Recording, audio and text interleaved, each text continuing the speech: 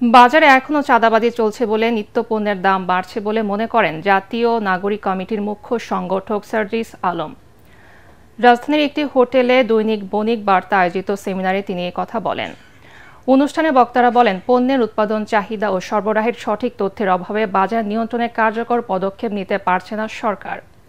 যেখানে বরাবরের মতোই ব্যর্থ প্রতিযোগিতা কমিশনের, ট্যারিফ কমিশন ও ভোক্তা অধিদপ্তর সহ সংশ্লিষ্ট সরকারি সংস্থাগুলো। সেমিনারে সিপিডির গবেষণা পরিচালক ডক্টর খন্দকার গোলাম মোয়াজ্জেম বলেন, বিগত সরকারের মতো অন্যের উপর দায় চাপানোর চেষ্টা এখনো চলছে। তিনি জানান, দীর্ঘদিন ধরে পুরো সরবরাহ ব্যবস্থা গুটি কয়েক বড় প্রতিষ্ঠানের দখলে। তবে কর্পোরেট প্রতিষ্ঠানের প্রতিনিধিদের দাবি, বাজারে কোনো সিন্ডিকেট নেই।